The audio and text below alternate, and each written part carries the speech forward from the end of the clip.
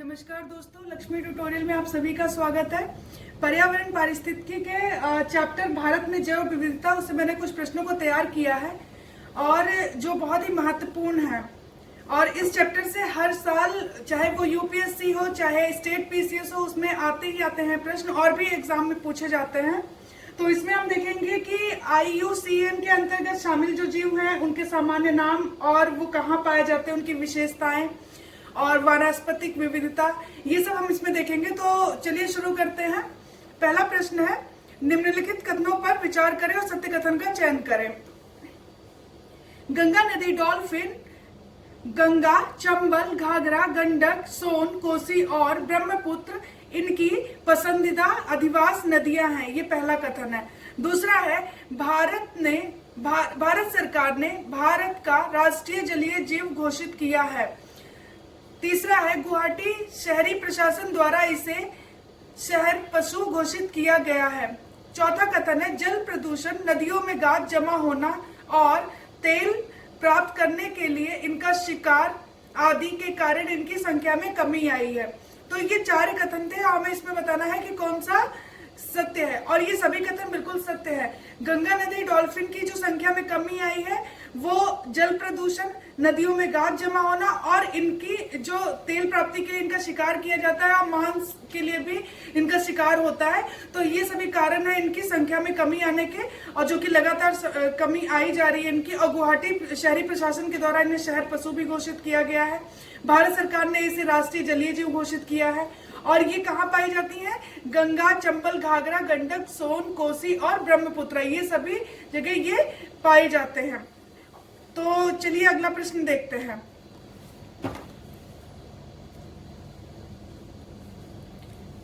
दो कुबड़ वाला ऊंट या बैक्ट्रियन ऊंट के संदर्भ में निम्नलिखित कथनों पर विचार करें।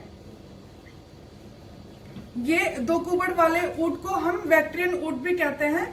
तो इसके संदर्भ में कथन दिए गए, हमें बताना है कि ये सही है या गलत। ये भारत में केवल लद्दाख क्षेत्र में पाया जाता है। दूसरा कथन है, ये प्रवासी होते हैं। इनका निवास स्थान चट्टानी पर्वतीय क्षेत्रों से लेकर समतल शुष्क रेगिस्तान, पथरीले मैदान और रेत के टीले तक होता है। तो ये दोनों कथन है और ये दोनों कथन बिल्कुल सही हैं। भारत में ये केवल लद्दाख क्षेत्र में ही पाया जाता है, दो कुबड़ वाला ऊंट, और ये प्रवासी होते हैं। तो ये कहाँ पाए जाते हैं ये भी देख लेते हैं। ये मंगोलिया, चीन, कजाकिस्तान, उज्बेकिस्तान, तुर्की और रशिया, यहाँ भी ये पाए जाते हैं। तो ये दो कुबड़ वाला ऊंट था और इसके संदर्भ में दोनों कथन थे और दोनों ही बिल्कुल सही हैं। चलिए अगला प्रश्न देखते हैं। निम्नलिखित कथनों में से सत्य कथन का चयन करें। पहला कथन है, सुमात्रन राइनोसेरस गैंडे की प्रजातियों में सबसे छोटी प्रजाति है। ये कह रहे हैं कि जो गैंडे की प्रजातियां पाई जाती हैं उन सभी प्रजातियों में जो सबसे छोटी प्रजाति है उसी का नाम है सुमात्रन राइनोसेरस। दूसरा कथन है, ये सर्वाधिक संकटग्रस्त प्रजाति है, और ये जो सुमात्रन राइनोसेरस है ये बहुत ही संकटग्रस्त प्रजाति है, कई क्षेत्रों से विलुप्त भी हो चुकी है। तीसरा कथन है, ये उत्तर पूर्व भारतीय हिमालय की तलहटी, जावा, सुमात्रा और वियतनाम में पाई जाती हैं। और जो ये सुमात्रन राइनोसेरस है ये और कहाँ कहाँ पाई जाती हैं? ये जो नॉर्थ ईस्ट भारत है और हिमालय की तलहटी है, जावा, सुमात्रा और वियतनाम में भी ये पाए जाते हैं, और ये सभी कथन बिल्कुल सही है। सुमात्रन राइनोसेरस बहुत अति संकटग्रस्त प्रजाति है और ये गैंडे की सबसे छोटी प्रजाति भी है। भारत में नॉर्थ ईस्ट, हिमालय की तलहटी, जावा, सुमात्रा, वियतनाम में भी ये पाए जाते हैं। चलिए अगला प्रश्न देखते हैं।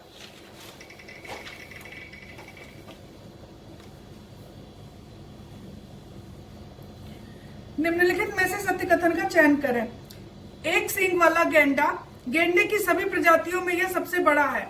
अभी हमने देखा था कि जो ये था राइनोसेरस, वो गेंडे की सभी प्रजातियों में क्या था? सबसे छोटा था। लेकिन एक सींग वाला जो गेंडा है वो इनकी जो गेंडे की प्रजाति होती है उसमें सबसे बड़ा होता है, ये पहला कथन है।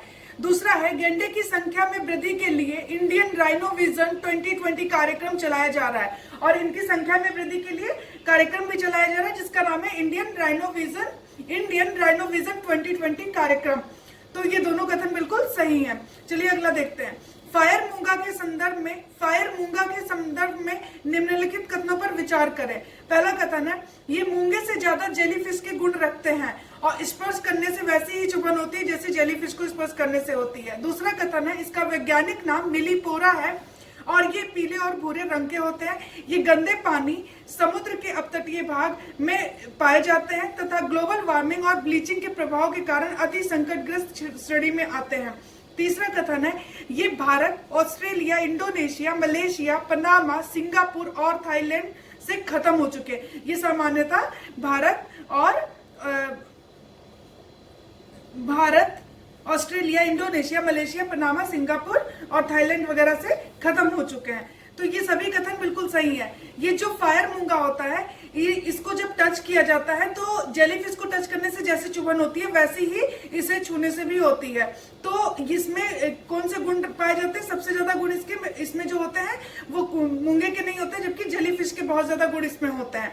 और इसका वैज्ञानिक नाम मिलीपोरा है और इसका जो कलर होता है वो कौन सा होता है? येलो और ब्राउन होता है, यानी पीला और भूरा होता है। ये गंदे पानी और समुद्र के अपतटीय भाग में पाए जाते हैं और ये बहुत ही संकटग्रस्त श्रेणी में आते हैं। क्यों? क्योंकि इसका बहुत बड़ा कारण है ग्लोबल वार्मिंग और ब्लीचिंग।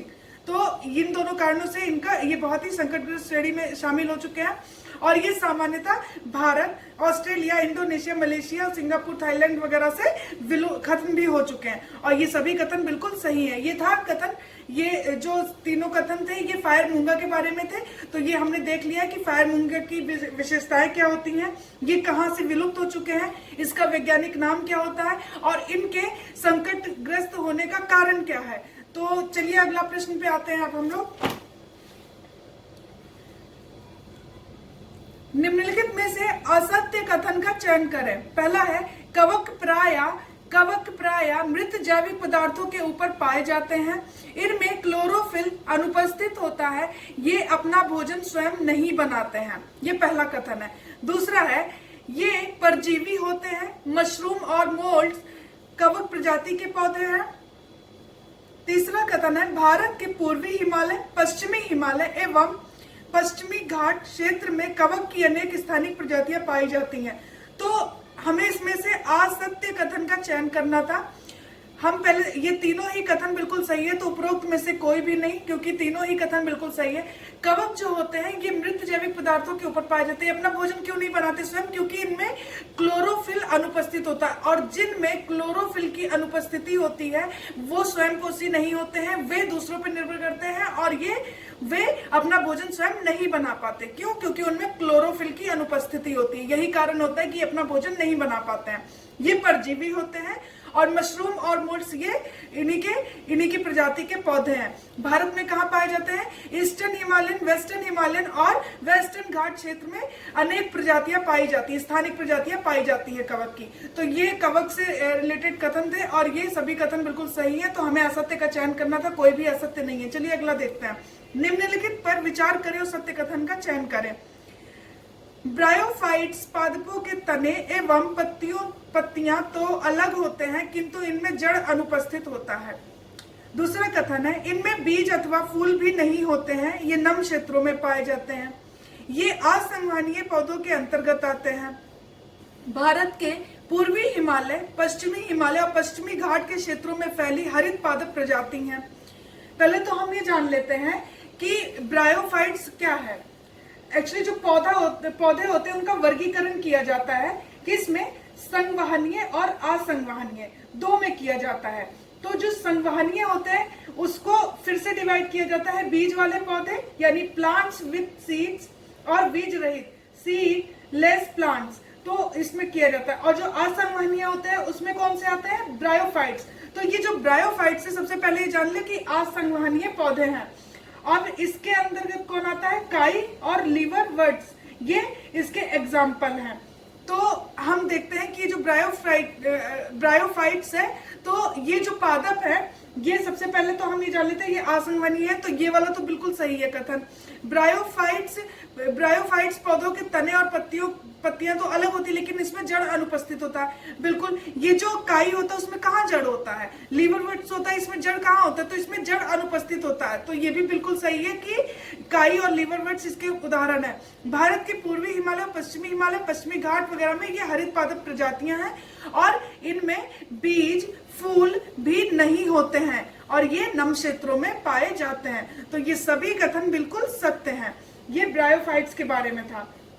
संवहनीय पौधों के बारे में मैंने बता दिया, बीज वाले और बीज रहित होते हैं।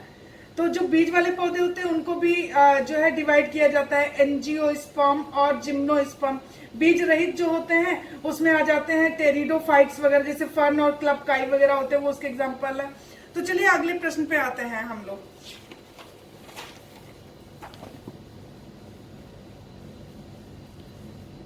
निम्नलिखित कथनों में से सत्य कथन का चयन करें। पहला है, एंजियोस्पर्म पौधों को में बीज फूलों या फलों के अंदर बंद होते हैं। ये कह रहे हैं कि जो एंजियोस्पर्म यानी कि जो अभी मैंने आपको बताया था संवहनीय और असंवहनीय पौधों का वर्गीकरण किया था 2 पार्ट में। तो जो संवहनीय पौधों के अंतर्गत मैंने बताया था 2, एक तो बीज वाले पौधे होते हैं, एक बीज रहित होते हैं। तो ये कह रहा है कि एंजियोस्पर्म जो है वो उसमें क्या होता है, जो बीज होता है वो फूलों और फलों के अंदर बंद होते हैं, ये कह रहा है। और ये जो एंजियोस्पर्म है ये संवहनीय पौधों में जो डिवाइड होता है बीज वाले पौधे और बीज रहित, तो ये बीज वाले पौधों में आता है। यानी किसके अंतर्गत आएगा, संवहनीय पौधों के बीज वाले पौधों के अंतर्गत आएगा एंजियोस्पर्म। तो बीज वाले पौधों में तो ये जो बीज होंगे ये फल और फूलों के अंदर बंद होते हैं। ये कह रहा है कि एंजियोस्पर्म पौधों में बीज वाले फूलों और फलों के अंदर बंद होते हैं। इसके अंतर्गत औषधि पादप, बड़े वृक्ष, जलमग्न जलीय पौधे आदि आते हैं। ये पहला कथन है। दूसरा है, भारत में पुष्पों की कुल प्रजातियों की 6 से 7% प्रजातियां पाई जाती हैं। ये कह रहा है कि जो ये फूलों की प्रजातियां उसका 6 से 7% कुल पुष्पों की जो प्रजातियां हैं वो भारत में 6 से 7% पाई जाती हैं। यानी कि ये पूरे विश्व का बताया गया है कि विश्व में जो पुष्पों की कुल प्रजातियां पाई जाती हैं उसका 6 से 7% पुष्प प्रजातियां भारत में पाई जाती हैं। ये दूसरा कथन है। तीसरा है, आर्किड, डेजी और वीनस आदि के पौधे एंजियोस्पर्म पौधों के वर्ग में आते हैं। ये तीसरा कथन है। चौथा है, जिम्नोस्पर्म पौधों के बीज फूलों और फलों में बंद होने की बजाय खुले होते हैं। एंजियोस्पर्म में क्या होता है, बंद होते हैं। और ये कह रहे हैं कि जिम्नोस्पर्म में क्या होता है, ये बीज वाले पौधों के अंतर्गत ही आते हैं एंजियोस्पर्म और जिम्नोस्पर्म। तो जिम्नोस्पर्म में ये कह रहा है कि जो वो बीज होते हैं वो एकदम खुले होते हैं, बंद नहीं होते हैं। साइकस, पीनस, नेटम आदि इस वर्ग में आते हैं। ये इसके एग्जाम्पल है और हमें इसमें से बताना है कि कौन से कथन सत्य हैं। ये सभी कथन बिल्कुल सत्य हैं। अच्छा, जिम्नोस्पर्म में मैं आपको एग्जाम्पल बता दूं कि चीड़ के वृक्ष जो होते हैं, फर के वृक्ष, ये भी आते हैं। तो ये था एंजियोस्पर्म और जिम्नोस्पर्म के बारे में कुछ कथन थे। तो हमने जान लिया कि एंजियोस्पर्म पौधे कौन से होते हैं और जिम्नोस्पर्म। एंजियोस्पर्म पौधे होते हैं जिनमें बीज होता है और वो बीज क्या होता है, फूलों और फलों के अंदर बंद होता है। जिम्नोस्पर्म क्या होता है, वो बीज फलों और फूलों में बंद होने की बजाय वो खुले रहते हैं। और इसके एग्जाम्पल भी मैंने बता दिया आपको कि साइकस, पीनस, नेटम आदि ये जिम्नोस्पर्म के अंतर्गत आते हैं। और एंजियोस्पर्म में कौन कौन से आ जाते हैं, जैसे मोनोकाट्स और डाइकाट्स। तो मोनोकाट्स में कौन से आ जाएंगे, घास, लिली, ताड़ के वृक्ष, टुलिप्स और डैफोडिल्स, ऑर्किड, ये वगैरह आ जाते हैं। जैसा कि तो ये कथन था, एंजियो और जिम्नोस्पर्म से रिलेटेड था। हमने जान लिया कि इसके बारे में जितना जरूरत था उतना हमने जान लिया। चलिए अगले प्रश्न पे आते हैं हम। मोनोकाट्स के अंतर्गत आते हैं। अच्छा, मोनोकाट्स क्या होता है, संवहनीय पौधे 2 में डिवाइड होते हैं, बीज वाले पौधे और बीज रहित। तो बीज वाले जो पौधे होते हैं वो एंजियोस्पर्म और जिम्नोस्पर्म। एंजियोस्पर्म के ही ये एंजियोस्पर्म को फिर से डिवाइड किया जाता है, उसी में आता है मोनोकाट्स और डाइकाट्स। तो हम इसी के बारे में बात कर रहे हैं। ये बोल रहा है कि मोनोकाट्स के अंतर्गत आते हैं। तो चलिए देखते हैं।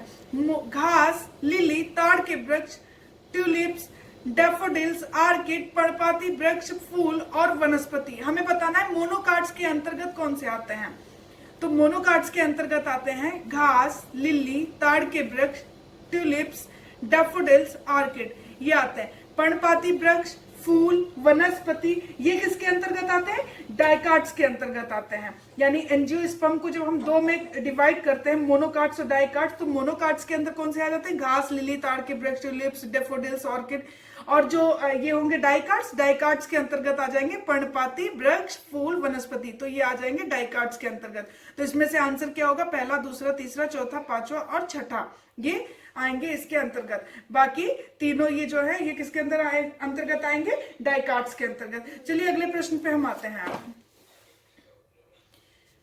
पहला कथन है, हमें इसमें से क्या करना है? सत्य कथन का चयन करना है। टेरिडोफाइट्स पादप प्रजाति के तने, पत्तियां और जड़ें पूरी तरह विकसित होते हैं और अलग होते हैं।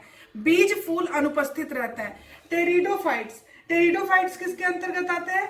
संवहनीय पौधों के जो दो पार्ट होते हैं, बीज वाले पौधे और बीज रहित, तो टेरिडोफाइट्स जो होता है वो बीज रहित होगा। तो ये कथन तो इसी से सही हो गया कि इसमें बीज और फूल अनुपस्थित होता है। तो टेरिडोफाइट्स प्रजाति के तने, पत्तियां और जड़ें पूरी तरह विकसित और अलग होते हैं, लेकिन इसमें बीज और फूल अनुपस्थित होता है। ये पहला कथन है। दूसरा है, कीट भक्षी पौधे नाइट्रोजन पूर्ति के लिए कीटों, मकड़ियों, सूक्ष्म जीवों को खाते हैं। ये केवल छोटे जीवों, कीटों का ही शिकार करते हैं तथा उन्हें आकर्षित करने के लिए अपना रंग भी बदलते हैं। कीट भक्षी पौधे जो होते हैं वो नाइट्रोजन की पूर्ति के लिए, यानी कि ये जो है इनमें नाइट्रोजन की पूर्ति के लिए किनको खाते हैं? कीट, मकड़ियां और सूक्ष्म जीवों को खाते हैं, और इनको आकर्षित करने के लिए अपना कलर भी चेंज करते रहते हैं। और ये केवल किसका भक्षण करते हैं? छोटे जीव और कीटों का ही भक्षण करते हैं। ये दूसरा कथन है। तीसरा है, drosera, pitcher plant, Venus fly trap, bladder bird कीट भक्षी पौधों के उदाहरण है। Drosera, pitcher plant, Venus fly trap, bladder bird, ये कीट भक्षी पौधों के उदाहरण है। ये जहां पनपते हैं वहां नाइट्रोजन की अधिकता होती है। ये तीसरा कथन था। चौथा है, संवहनीय पौधों के अंतर्गत बीज वाले पौधे, संवहनीय पौधों के अंतर्गत बीज वाले पौधे और बीज रहित दोनों प्रकार के पौधे होते हैं, जो कि मैंने बताया था। संवहनीय के अंतर्गत आते हैं कौन से? बीज वाले पौधे और बीज रहित। और असंवहनीय में कौन से आते हैं? ब्रायोफाइट्स। तो ये कह रहा है कि संवहनीय पौधों के अंतर्गत कौन से आते हैं? बीज वाले और बीज रहित दोनों प्रकार के पौधे आते हैं। तो हमें इसमें से क्या करना है? सत्य कथन का चयन करना है। पहला, दूसरा, चौथा सत्य है, तीसरा गलत है। क्यों गलत है? ये तो इसके उदाहरण बिल्कुल सही लिखे हुए हैं कि drosera, pitcher plant, Venus fly trap, bladder bird कीट भक्षी पौधों के उदाहरण, लेकिन ये जहां पनपते हैं वहां नाइट्रोजन की अधिकता नहीं, कमी होती है, और इसी कमी को पूरा करने के लिए ये छोटे कीटों और जीवों का भक्षण करते हैं। तो इसीलिए ये कथन गलत हो गया। बाकी पहला, दूसरा और चौथा बिल्कुल सही है। चलिए अगले प्रश्न पे आते हैं हम। माफ कीजिए, आज के लिए इतना ही। तो आगे भी मैं कोशिश करूंगी आप लोगों के लिए मैं इसी तरह प्रश्नों को तैयार करती रहूं। आपको अगर वीडियो अच्छा लगता है तो लाइक और सब्सक्राइब करिए। Thank you so much.